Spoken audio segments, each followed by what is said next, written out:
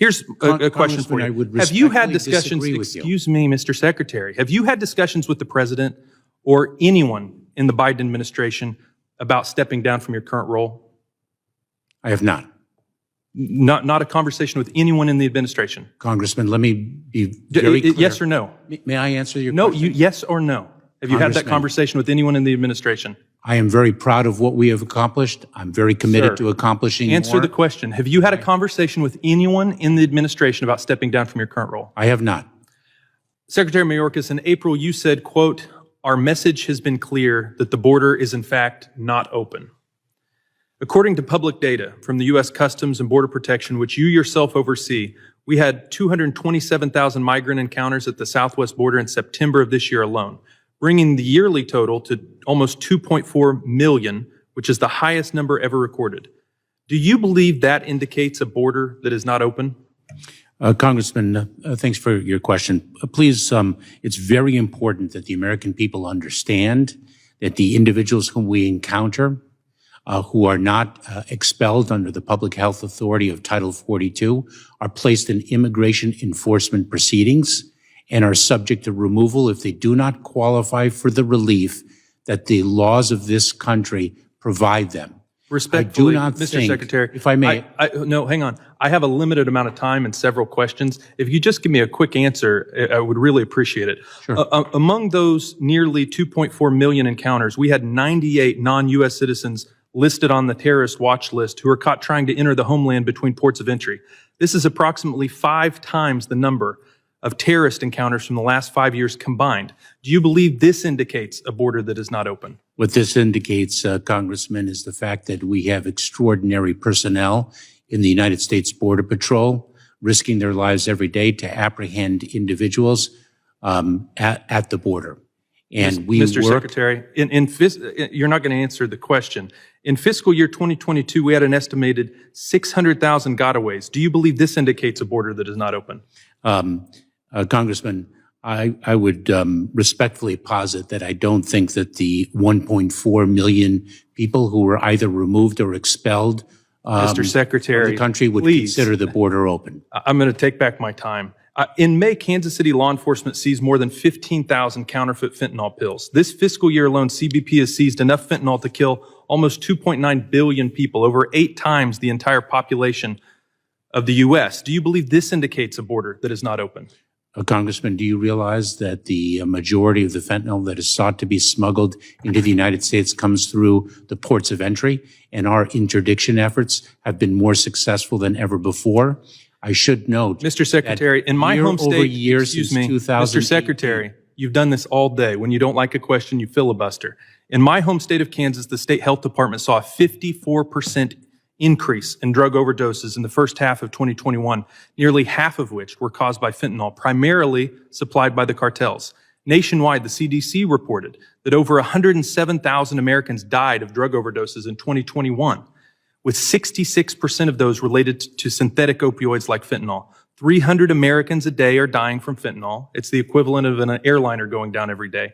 Do you think this indicates a border that is not open? Congressman, the fight against the scourge of fentanyl and the devastation that it is wreaking is a years-long fight that we in the United States government with our state and local partners have been fighting. Do you realize that the number of overdose deaths from fentanyl has been increasing year over year since at least 2018? Certainly, this is not a new phenomenon. Mr. Secretary, it is not a new tragedy. Mr. Secretary, you clearly don't understand the problem. I clearly do. Excuse me, this has nothing to do with politics. This is about kids across the country dying every single day from fentanyl overdoses because people in Washington can't get their act together. This is about an overwhelmed Border Patrol. This is about migrants being victimized by the drug cartels. My concern and the concern of my constituents back home is how can you begin to solve the problem if you don't even acknowledge the depth and breadth of it? Here's a question for you. Have you had discussions, excuse me, Mr. Secretary, have you had discussions with the president or anyone in the Biden administration about stepping down from your current role? I have not. Not a conversation with anyone in the administration? Congressman, let me be very clear. Yes or no? May I answer your question? No, yes or no? Have you had that Congressman, conversation with anyone in the administration? I am very proud of what we have accomplished. I'm very committed Sir, to accomplishing Answer more. the question. Have you had a conversation with anyone in the administration about stepping down from your current role? I have not. I hope, for the sake of the safety of the American people, that that conversation happens very soon. I yield back my time. Madam The gentleman yields back. Mr. Secretary, you may respond if you Madam Acting Chair, thank you very much for the opportunity.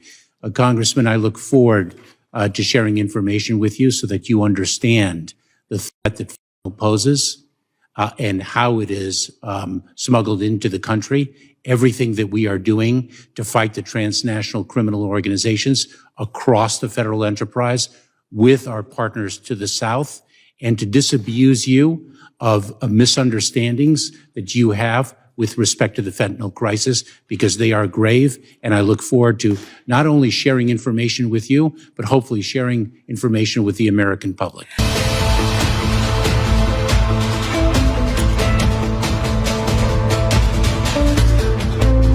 Democrats are ready and eager and united to finish this Congress on a very strong note. We are excited for the future with a new and hopefully a little larger majority than we had in the last Congress. This Senate, the longest 50-50 Senate in history, has been extraordinarily productive. Nearly 2 years into the Democratic majority, I want to take a moment to highlight the many, many accomplishments we've secured in this chamber under Democratic leadership. It's the most in recent memory. The American Rescue Plan, the Bipartisan Infrastructure Plan, the CHIPS and Science Act, the Gun Safety Bill, the Inflation Reduction Act, an omnibus package, and so many others in between. What people failed to see, then see now, it served us very well in the election. While Republicans were tossing firebombs over the wall, engaging in nasty, divisive rhetoric, just spewing forth lies about the election, we Democrats were focused on issues that mattered to people. So of the two big things that happened this year, one, we had a historic legislative session, and two, against all odds, we kept the Senate majority. The two are intrinsically related, and a lot of people forgot that. A lot of people just went for the firebomb of the day that was thrown by the Republicans instead of looking at actually what our candidates were talking about. Getting prescription drug costs lower for the public was one of their top priorities. We did it. We talked about it. We won the election. And that could be repeated on issue after issue. And we're continuing to move forward in the lame duck. We always try to work when we can on a bipartisan basis. Of our major bills, most of them were passed bipartisan. And now we're going to move forward on a bipartisan basis, led by Senators Baldwin and Sinema, on the Respect for Marriage Act. I know passing the Respect for Marriage Act is as personal as it gets for many senators and their staffs, myself included. My daughter and her wife are actually expecting a little baby in February. And so it matters a lot to so many of us to get this done.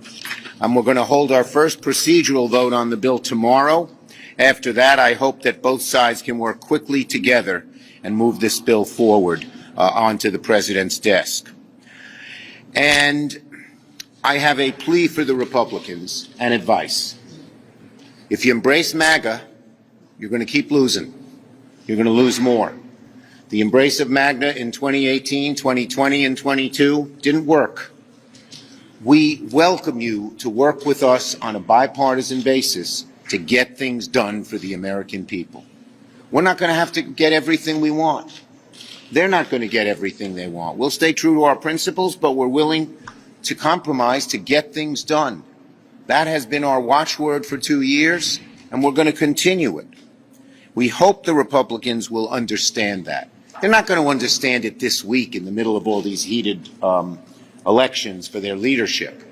But when we come back in January, hopefully after a productive lame duck session, at least a number of the non-MAGA Republicans will do what so many of them did with us now, and some of them are doing with us on the Respect for Marriage Act, and that is work with us in a bipartisan way and get things done.